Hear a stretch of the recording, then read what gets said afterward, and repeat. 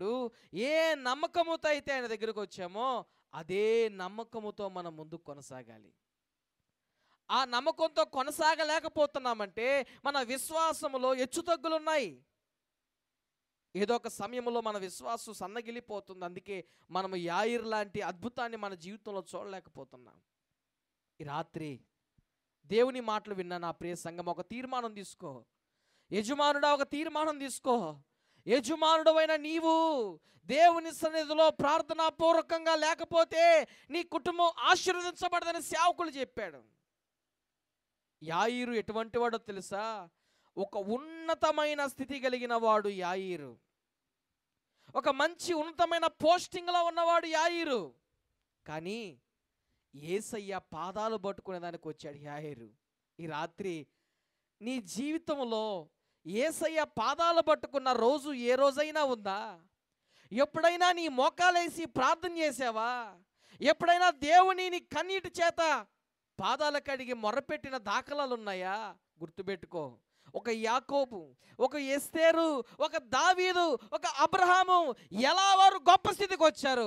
కన్నీటి ప్రార్థన కాదంటారా? వారి విశ్వాసంతో కాదంటారా? దేవుని మీద నమ్మకం మీద కాదంటారా? వారికి ఉన్న సమస్యల్లో, వారికి ఉన్న కష్టాల్లో అన్నారు మనుషులు, నీ జాతిని చంపేస్తామన్నారు మనుషులు. కానీ ఎస్తేరనింది, నా జాతిని రక్షించే దేవుడు ఉన్నాడన్నది. యాకోబు తన యొక్క జీవితంలో కలిగిన బాధలు బట్టి ఇక చచ్చిపోతానేమో అని భయపడ్డాడు. కానీ చివరిసారిగా ప్రభు పాదాల చెంతకొచ్చి మొరపెడితే ఆయన్ని ఇజ్రాయేలుగా దేవుడు మార్చాడు. ఈ రాత్రి నీ జీవితంలో కూడా గుర్తుపెట్టుకో, యాయిరుకి కూడా అలాంటి పరిస్థితి వచ్చింది. ఎలాంటి పరిస్థితి తెలుసా?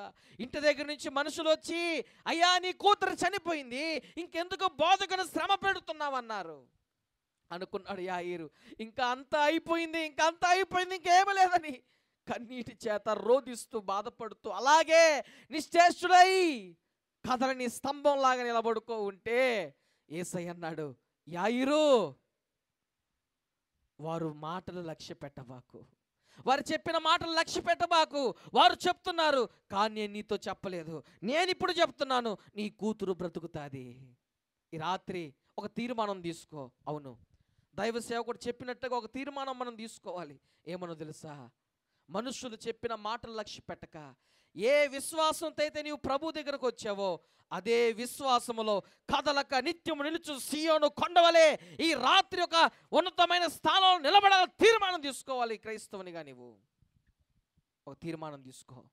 ప్రార్థన చేద్దాం, మనమందరం కూడా ప్రార్థన చేద్దాం.